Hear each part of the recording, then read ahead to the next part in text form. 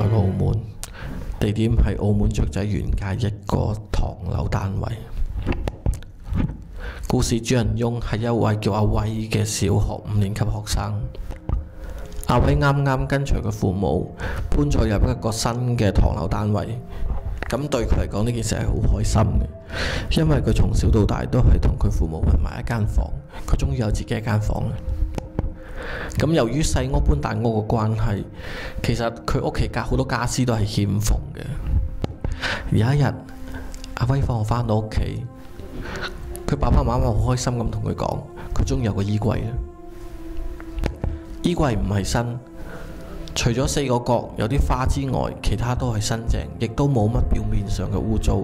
最奇怪嘅就係個衣櫃門嗰度有啲塗鴉，另一邊係用蠟紙封住嘅。咁大家估計呢個應該係一塊鏡，因為當時喺澳門呢種衣櫃嘅設計係好普遍嘅，就係一個衣櫃大概人咁高嘅衣櫃，佢玻璃嗰塊鏡會喺對門出面嘅。咁個衣櫃可能因為搬運關係，嗰塊鏡係用蠟紙封住咧，冇咁容易撞花或者打爛啦。阿威亦都冇懷疑呢件事，除咗佢開心有個衣櫃之外，其他都唔介意。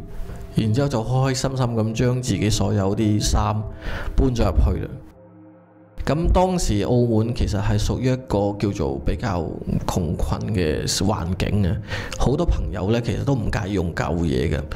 咁阿威父母就可能係問親戚攞個櫃，或者係喺垃圾房度執返嚟都唔定嘅。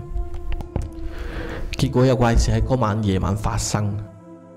阿威瞓到凌晨嘅時候，突然間醒咗，佢發咗個好奇怪嘅夢。個夢入面有個細路仔叫佢同佢玩，咁佢好驚，佢扎醒咗，因為佢潛意識覺得嗰個唔係普通細路仔。佢扎醒嘅時候，佢望到床腳嗰個衣櫃，佢聽到啲聲，佢瞓唔返。佢聽到啲咩聲呢？係啲蠟紙嘅聲，好似有人用手指去篤啲蠟紙咁。佢開頭以為屋企有老鼠，跟住冇理到，諗住瞓返。點知嗰啲聲不斷咁持續，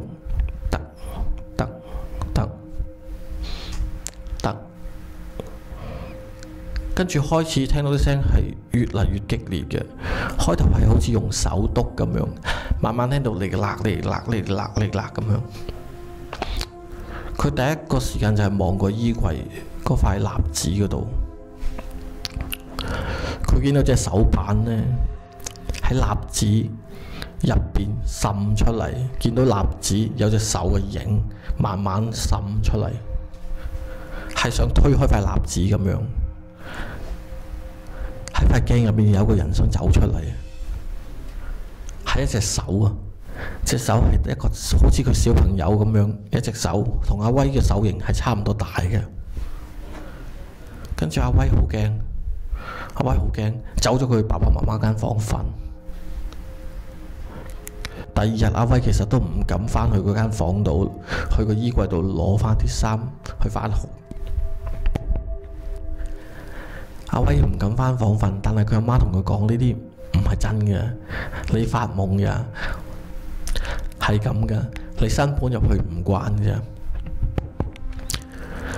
阿威之後嗰晚去咗自己間房瞓，佢好驚，成晚冇瞓過。但係因為驚，其實會好攰嘅，所以冇耐就瞓咗。點知嗰晚又係發到一個同尋日一樣嘅夢。咁佢於是又醒咗。呢個時候佢見到張紙嚟啦。今次佢望過係見到有個面係吉咗出嚟嘅，蠟紙一邊嗰啲膠紙係開咗啊，好似有啲嘢走出嚟咁樣嘅。跟住阿威好驚啊，見到就即刻一嘢衝過去撳住張紙，就缺咗角嗰邊。咁但係佢第二樣嘢諗到就係佢覺得好驚，就即刻走返佢老豆老母間房瞓。佢今次係驚到縮咗喺佢老豆張被度，然之後成個震晒，仲成身發冷。佢阿媽第日冇帶佢返學，係帶佢睇醫生。跟住佢老豆老母見到阿威真係咁驚咁情況，佢覺得唔對路，於是呢，就將個衣櫃送走咗。咁事後啊，佢父母講返，其實呢個衣櫃呢，係佢喺廟旁邊嘅垃圾站度執返嚟嘅。咁唔知咩原因，塊鏡係封住咗嘅。自從呢件事之後呢，阿威再唔敢買啲有鏡嘅嘢同埋衣櫃。到佢讀到高中嘅時候，佢都唔敢喺間房放一個衣櫃嘅。